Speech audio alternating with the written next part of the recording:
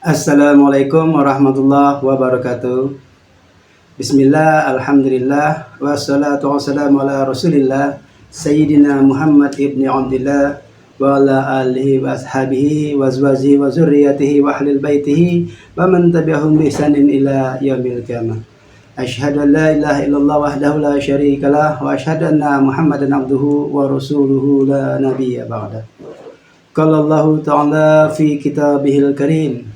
أعوذ بالله من الشيطان الرجيم بسم الله الرحمن الرحيم إذا وقعت الواقعة ليس لوقعتها كاذبة خافضة رافعة إذا رجت الأرض رجا وبست الجبال بسا صدق الله العظيم. Para sahabatku semuanya, dimanapun kita semua berada, semoga Allah Subhanahu Wa Taala senantiasa memberikan kita kesehatan lahir wal batinah, memberikan kepada kita kebahagiaan lahir wal batinah, memberikan kepada kita kesejahteraan lahir wal batinah, dan memberikan kepada kita semua umur yang panjang, umur yang barokah untuk senantiasa beribadah kepada Allah Subhanahu Wa Taala. Dan semoga kita semua bisa mengakhiri hidup di dunia yang fana ini dengan husnul khotimah. Amin ya rabbal alamin. Para sahabatku terindah semuanya, sebagaimana biasa, pada video kali ini di channel terindah Suyadino, kita akan tetap membahas segala sesuatu dengan cara-cara yang sangat-sangat sederhana, dengan bahasa juga yang sangat sederhana, sehingga kita coba berusaha untuk mudahkan memahami apa yang disampaikan dalam video terindah ini. Para sahabat, tentu channel terindah ini membahas tentang perpolitikan di Indonesia ataupun daerah, juga tentang pendidikan, tentang kehidupan sosial kemasyarakatan, dan juga tentang pendidikan.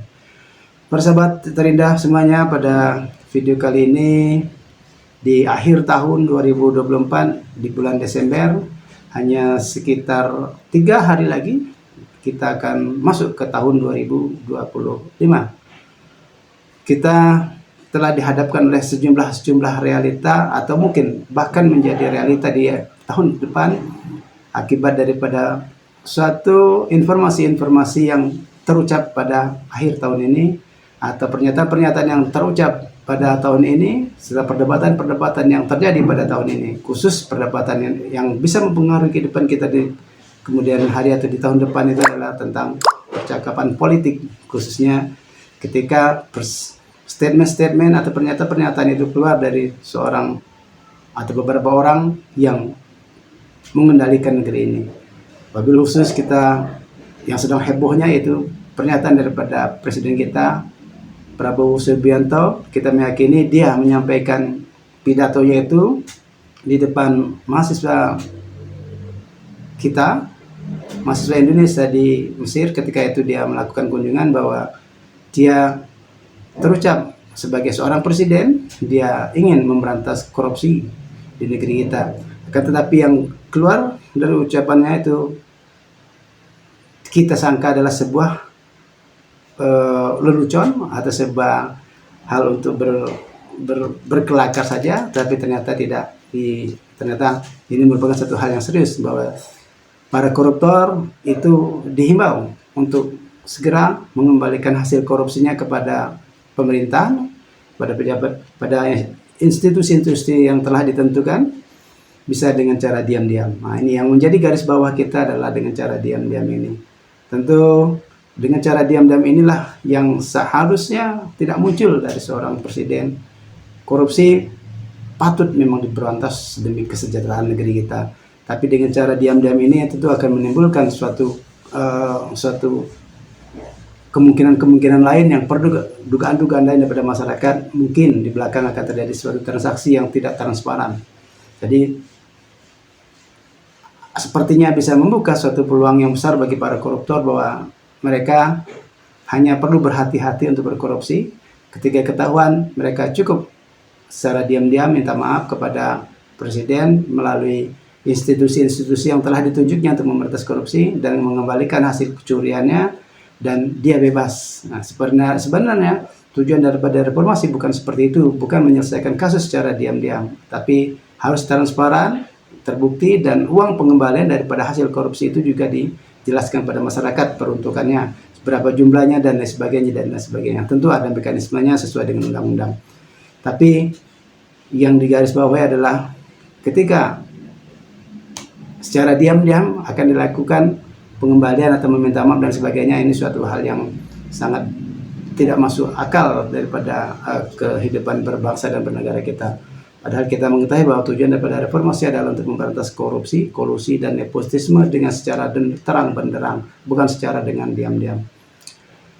Dan juga saya melihat di video-video atau di channel YouTube kita pernyataan dari Pak Mahfud MD bahwa pernyataan Pak Prabowo yang seperti itu untuk menyelesaikan kasus korupsi secara diam-diam ini bisa menimbulkan spekulasi bahwa akan muncul koruptor-koruptor baru dan mereka kemungkinan besar tidak takut untuk melakukan korupsi lagi. Toh mereka nanti bisa melakukan minta maaf diam-diam ketika ketahuan dan bebas secara gamblang, mereka bebas, tidak ada tuntutan apa-apa karena telah melakukan korupsi, kebetulan saja ketahuan dan dia minta maaf dan mengembalikan hasil korupsinya, dan kemungkinan setelah dimaafkan dia bebas. Nah, ini yang kita khawatirkan seperti itu. Tapi ini hanya praduga di awal. Kami sebagai masyarakat sangat menyesalkan lah bila Pak Prabowo melakukan pemberantasan korupsi dengan cara diam-diam seperti ini. Tentu kita tidak ingin cara diam-diam ini dilakukan, karena dengan cara diam-diam ini setelah dilakukan selama ini, toh ujung-ujungnya tetap korupsi, kolusi, dan nepotisme tetap tumbuh dan berkembang di Indonesia sebagaimana suburnya tumbuhan-tumbuhan di musim penghujan. Dan itu kita tidak ingin lihat ke depannya. Dan melalui video ini juga saya mengajak kepada para penonton video kita ini untuk kembali menegaskan bahwa tujuan reformasi kita adalah untuk memberantas korupsi, kolusi, dan nepotisme secara terang benderang, bukan secara dengan diam-diam. Dan ungkapan dari Pak Prabowo di depan forum mahasiswa Indonesia di Kairo itu, walaupun mungkin terdengar seperti bergurau, tapi ternyata tindak lanjutnya adalah positif, dan itu kita tidak ingin dilanjutkan. Ungkapan Pak Mahfud MD juga kami sangat mendukung ungkapan Pak Mahfud MD. Kami berada di belakang beliau untuk menuntaskan agenda reformasi yang selama 10 tahun terakhir ini diindikasikan terjun bebas dari jurang yang tinggi. Seharusnya kita tinggal rekonsiliasi untuk demokrasi dan semua untuk perbaikan negeri setelah 5 kali pemilu. Ternyata 2 kali pemilu terakhir itu kita terjun bebas, demokrasi kita terancam, demokrasi kita ternyata tidak tumbuh dan tidak berkembang. Korupsi yang kita harapkan habis ternyata muncul berkembang biak, kolusi yang harap kita habis juga ternyata muncul dan berkembang biak, plus nepotisme daripada keluarga-keluarga pejabat, lebih khusus para keluarga pejabat daripada presiden kita yang terdahulu. Dan ini menunjukkan tujuan mulia reformasi itu tiga-tiganya tidak berhasil dilakukan, dan Pak Prabowo memegang kendali pemerintahan berikutnya 2024 hingga 2029. Dari awal kami mengikuti apa yang disampaikan Pak Prabowo sudah cukup indah sebenarnya, tapi tentu ada ungkapan-ungkapan yang justru sebaliknya, kontra statement daripada apa yang dia katakan sebelumnya dengan dia katakan yang saat ini. Ingin memberantas korupsi memang benar, tapi benar yang namanya memberantas itu bukan dengan cara meminta korupsinya diberi maaf dan diberi ampunan kemudian aman. Nah, bukan seperti itu. Memberantas korupsi itu adalah memiskinkannya, mengambil keuangannya untuk mengambil harta kekayaan yang telah dirampas dari negara, balikkan kepada negara, dan ditransparankan, diberitahukan kepada masyarakat bahwa uangnya dari si A yang koruptor itu telah diambil sejumlah sekian dan dikembalikan kepada APBN dan digunakan untuk ini. Jadi cukup jelas kita menginginkan yang seperti itu. Dan juga kembali mengenai ucapan Pak Prabowo bahwa koruptor itu bisa menyelesaikannya dengan secara diam-diam. Saya secara individu dan juga sebagai akademisi itu tidak menyetujuinya, harus dilakukan sebenar-benarnya secara terang benderang, tidak secara diam-diam di belakang meja. Tidak ada untouchable transaction daripada pemberantasan korupsi ini, harus terang benderang. Dan ungkapan yang disampaikan Pak Mahfud MD itu juga bergaung di kepala kami khususnya, bahwa jika itu yang diterapkan oleh Pak Prabowo dan pemerintahannya, tentu koruptor-koruptor baru atau pendatang baru koruptor akan berani bermunculan di negeri kita ini. Karena toh ketika dia merasa apes terus ketangkap, dia cukup dengan meminta maaf dan mengembalikan hasil curiannya dan selesai, tidak ada hukuman yang pantas bagi dia. Itu tentu sangat miris bagi kami. Dan ungkapan dari Pak Mahfud itu ditanggapi oleh Habibur Rahman dari Partai Gerindra, dan juga adalah seorang anggota DPR RI, dan menyatakan bahwa Pak Mahfud itu adalah produk gagal daripada demokrasi. Jadi dia mengungkapkan asal ngomong saja. Dan untuk Habibur Rahman, saya juga menyampaikan melalui video ini, apakah sampai kepada Anda, apakah tidak, saya tidak begitu peduli. Penting saya sampaikan bahwa apa yang disampaikan Pak Mahfud MD itu kami dukung secara terang benderang, bahwa pemberantasan korupsi itu harus terang benderang, tidak ada untouchable transaction. Jadi kalau Anda mengatakan Pak Mahfud MD itu ngigau, Pak Mahfud MD itu adalah suatu produk gagal daripada demokrasi, itu adalah bantahan Anda yang juga tidak masuk nalar akal sehat kita. Anda bicara itu juga berdasarkan pragmatisme Anda di sana. Jadi Pak Mahfud, melalui video ini dan juga insya Allah nanti channel saya ini akan saya linkkan ke channel Pak Mahfud, bahwa dukungan kepada Pak Mahfud untuk belak-belakan itu tetap kami dukung. Dan juga melalui video ini juga saya berusaha untuk meluruskan kembali atau mengajak meluruskan kembali sebagai siapapun yang melihat video ini untuk kembali kepada cita-cita reformasi ya, untuk memberantas korupsi, kolusi dan nepotisme di negeri kita ini, sehingga kesejahteraan kita akan tercapai di bawah minimal pemerintahan Pak Prabowo yang periode pertama ini.